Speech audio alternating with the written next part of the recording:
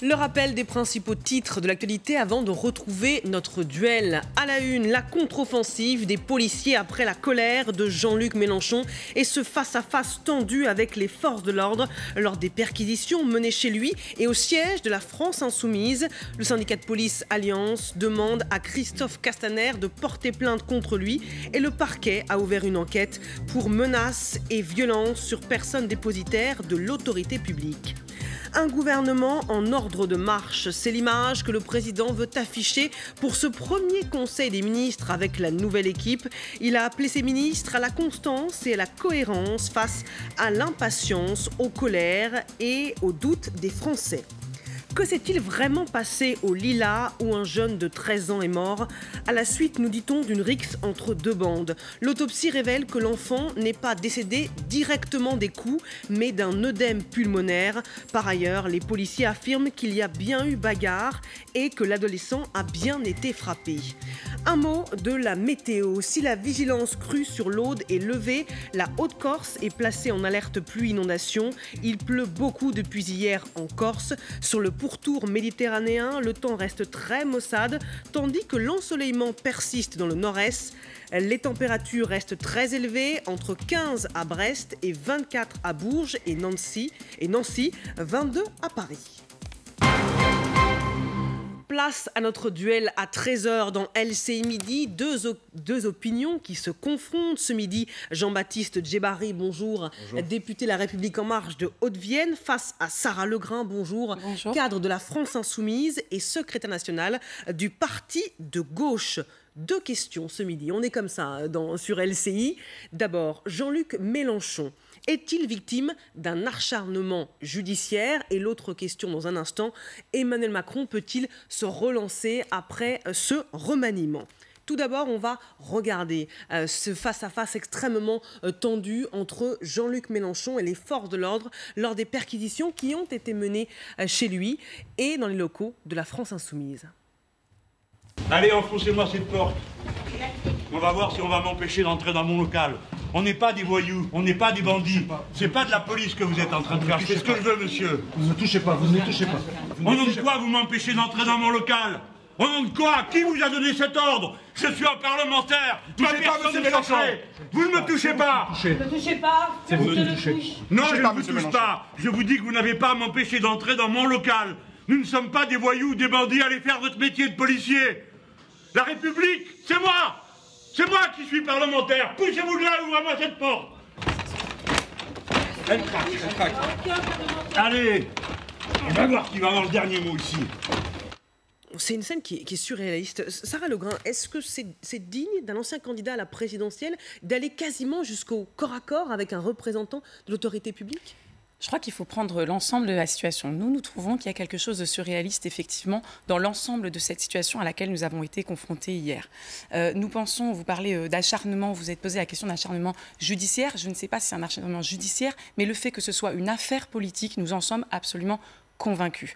Ce que nous voulons, c'est que nos droits soient respectés. Le premier des droits, c'est quand il y a une perquisition, de pouvoir y assister, de pouvoir signer un procès-verbal, de pouvoir avoir la liste des documents saisis, notamment quand sont saisis, par exemple, l'ensemble des fichiers des militants politiques du plus grand parti d'opposition à Emmanuel Macron. Il y a de quoi demander à ce que ces listes de documents soient données, etc. Cette perquisition, elle est légale. Cette perquisition, elle est absolument disproportionnée. C'est du jamais vu. Vous parliez de spectaculaire. Interrogez-vous sur le caractère spectaculaire d'une centaine de policiers déployés sur l'ensemble du territoire français pour mener plus d'une dizaine de perquisitions, dont des perquisitions à domicile, ce qui est du jamais vu. Des perquisitions à domicile de représentants politiques, de militants, de salariés, de gens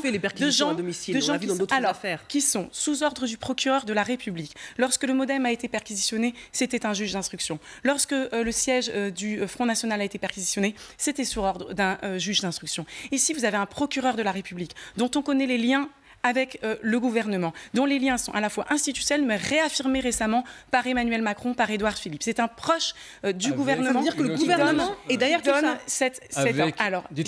Avec l'autorisation du juge de la liberté de détention, qui est un juge du siège. Parlons de ce qui s'est déjà vu. Ça ne s'est jamais vu que le juge le refuse. L'escalade dans la contestation politique des Insoumis. Ça commence par des appels incessants à la révolution dans la rue. Ça continue avec des banderoles, bon débarras dans l'hémicycle. Et ça finit dans des violences hier, verbales et physiques. Attendez, monsieur. À l'égard de gens qui sont dépositaires de l'autorité publique, en jetant des policiers par terre, en poussant des magistrats. Franchement, prenez quand même conscience de la gravité des faits. Attendez, moi, je vous dis, vous sapez deux choses. Laissez-moi finir. Entre les manifestations vous sapez deux choses. Et le droit à assister vous sapez deux fondements de la République. Le premier, c'est le respect de la loi. Vous, comme moi, comme Madame la journaliste, ne sommes pas au-dessus des lois. Et donc, vous respectez. C'est pour ça qu'on ne veut pas de poids de mesure dans le pays. Monsieur Castaner a-t-il été perquisitionné à son domicile alors qu'il y a une enquête? Deuxièmement, vous devez respecter ce qui s'appelle la séparation des pouvoirs. Monsieur Mélenchon, comme vous, comme moi, nous ne faisons pas justice nous-mêmes. Nous nous soumettons aux procédures judiciaires qui disent leur vérité. C'est du contradictoire. Vous avez le droit d'opposer vos arguments. Et à la fin, jugement est rendu. Et si M. Mélenchon n'a rien à se reprocher, ce que, sincèrement, je souhaite... Il a publié tous ses comptes, il continue de publier. Eh bien, il n'a pas besoin d'aller bousculer et violenter verbalement et physiquement des magistrats et des policiers. Sarah Legrand vous répond. C'est inaudible je suis d'accord avec ce que vous dites. Quel était le besoin de déployer une centaine de policiers pour saisir des documents qui sont publics, qui sont sur Internet, qui ont été publiquement rendus pour tous les journalistes, pour toutes les commissions possibles, qui ont d'ailleurs déjà validé les comptes, qui ont déjà validé les comptes. Je pense qu'effectivement, ça nécessitait quelques forces de police. Y avait-il besoin de policiers en armes? Y avait-il besoin qu'une amie à moi se retrouve à 7h du matin, réveillée par des policiers en armes, avec des gilets pare-balles, devant ses deux petites filles, parce qu'elle a le malheur d'être une salariée du parti de gauche. C'est la procédure d'être armée. Alors, y avait-il... Je vous demandez, est-ce qu'on veut être sur les mêmes droits? Oui, nous voulons avoir les mêmes droits que les autres. Est-ce que ça signifie? Ça veut dire pas de poids de mesure. Ça veut dire ne pas violenter les policiers. Ça veut dire ne pas jeter un policier à terre. Ça veut dire ne pas toucher et bousculer un procureur de la République. C'est ça le respect du droit. Permettez-moi de vous répondre. Comment se fait-il que le procureur de la République n'ait, lui, pas jugé utile de perquisitionner à domicile M. Castaner pour les affaires des comptes de campagne de M. Macron? Au concours de la magistrature, soyez juge et vous prendrez les décisions de justice. Vous êtes citoyenne et vous êtes politique et vous avez à vous soumettre. Vous avez à vous soumettre à la séparation des pouvoirs. Vous savez pourquoi je ne pourrais pas être le procureur? Parce que M. Macron et que M. Philippe ne m'auraient pas choisi comme procureur de la République. Et que récemment, ils ont réaffirmé ce choix. Mais oui, mais renseignez-vous. Il y a des gens qui sont morts dans toute l'histoire de la République, justement pour avoir cette séparation des pouvoirs, pour avoir ce contrat social la question du parquet, précisément en France, le parquet est un souci. Le parquet est souvent souligné comme étant justement un cadre particulier qui peut empêcher la séparation des pouvoirs. C'est une question intéressante. Une dépendance du parquet à l'histoire. Je la repose. Si vous me permettez, je la repose la question. On sait que donc, les magistrats du parquet dépendent de l'exécutif. Est-ce que, d'où cette question que se posent certains Français, pas uniquement la France insoumise, est-ce que le pouvoir ne manipule pas cette affaire pour faire taire l'opposition? Dans le projet de loi constitutionnelle, nous avons proposé de renforcer l'indépendance des juges du parquet avec un avis conforme du Conseil supérieur de la magistrature. Réforme que vous êtes évertué à plomber dans l'hémicycle tout l'été. Faites les réformes. Et donc, soyez cohérents. Vous parlez du moment où M. Benalla a été prévenu la veille de sa perquisition. Vous voulez vraiment qu'on compare les deux histoires, là? Oui, je veux bien qu'on compare, parce que, en l'occurrence, sur le poids de mesure, je constate que M. Benalla... qui fait une vingtaine de pourcents auprès des Français et qui violente un procureur et un policier. Je peux parler? Je constate que M. Benalla, bizarrement, a été prévenu la veille de sa perquisition que, trouvant porte close, les policiers ont fait demi-tour. Il y a beaucoup de journalistes qui ont trouvé ça d'ailleurs spectaculaire aussi, puisqu'on parle de spectaculaire, et qui sont revenus le lendemain matin et qui n'ont pas trouvé le coffre-fort que l'on cherchait. Je constate que quand il y a eu perquisition au siège de La République En Marche, la perquisition au siège de La République En Marche, ce n'était pas une perquisition pour aller saisir des documents publics sur Internet, qui sont les documents de compte de campagne, ou des documents de l'ensemble du fichier des militants En Marche. Vous savez ce qu'ils ont saisi? Une arme. Ils ont saisi une arme qui n'avait pas le droit de se trouver, qui ne devait pas se trouver dans ce siège de La République En Marche. Est-ce que vous trouvez légitime de déployer, est-ce que vous trouvez légitime, précisément, est-ce que vous trouvez légitime que nous, on ait eu ce droit à ce déploiement? Sarah Legrand, qu'est-ce que vous dites? Votre problème, c'est qu'il y a une justice pour tout le monde et vous voulez choisir, et vous dites encore là, vous m'écoutez pas, je suis en train de vous dire l'inverse. Je suis en train de vous demander pourquoi nous sommes traités de cette façon-là. Et je crois qu'il est légitime de se demander, excusez-moi, monsieur, à une réquisition judiciaire. J'ai pas dit qu'on n'acceptait pas. Procureur de la République. À quel moment on n'a pas accepté? Excusez-moi, à quel moment on n'a pas accepté? Mais vous arrivez en force, vous forcez les portes. Non. On a vu quand même des vidéos d'une violence qui est tout à fait condamnable. Et j'aimerais vous entendons dire maintenant que vous condamnez ces violences. On ne se soustrait pas à la justice. Est-ce que vous trouvez normal qu'on bouscule un procureur? Il y a un problème qui est par exemple des gens qui ont été molestés effectivement au sein du siège, et de ce que j'ai compris, il y a des militants là qui actuellement ont été molestés dans ce contexte. Ce que je suis en train de vous dire, c'est qu'à aucun moment, justement, nous disons la justice ne doit pas faire son travail. À aucun moment, nous cachons nos comptes. Nous les avons rendus publics avant tout. Sarah Legrain, ce que vous nous dites, c'est que le président a demandé que des policiers arrivent en masse pour intimider Jean-Luc Mélenchon. Nous sommes en train de demander pourquoi il se passe cela. Ça s'appelle le pourquoi au moment du ça alimente les peurs des Français, ça alimente...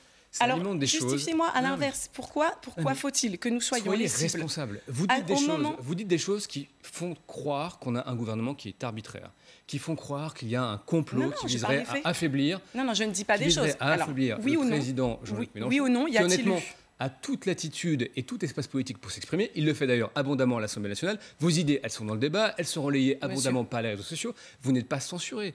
Vous avez une parole libre. Attendez, mais je parle de choses beaucoup plus... Vous n'avez pas besoin de vous martyriser. Mais je ne parle pas de la censure, Vous savez, moi j'ai l'impression... Mais pourquoi vous me parlez de censure? Je suis en train de dire... Jean-Luc Mélenchon... Tout à l'heure, vous faisiez le lien entre les manifestations politiques et la perquisition. Tout à l'heure, vous faisiez un lien entre notre travail. Jean-Baptiste Barry finit et ensuite Sarah Legrain. Il faut s'écouter. L'impression que ça donne, vraiment, et je le dis avec d'autant plus de... Quelque part, je suis à l'aise parce que Jean-Luc Mélenchon, il fait partie des gens dont j'apprécie la rhétorique, l'éloquence, et j'ai du respect intellectuel pour lui.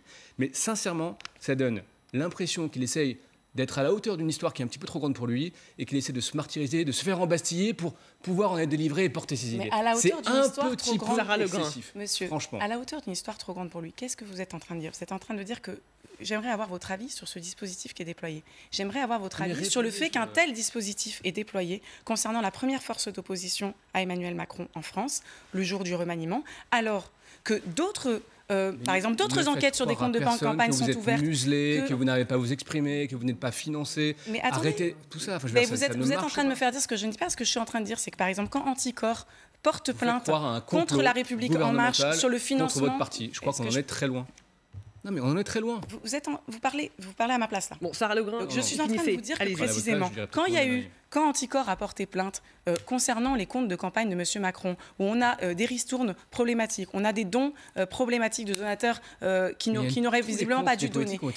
Est-ce que le procureur de la République, le grand ami de M. Philippe et de M. Macron, est-ce qu'il a ordonné une perquisition à domicile de M. Castaner, de 10 de ses amis et de ses proches? La justice est corrompue, c'est ça que vous dites en fait.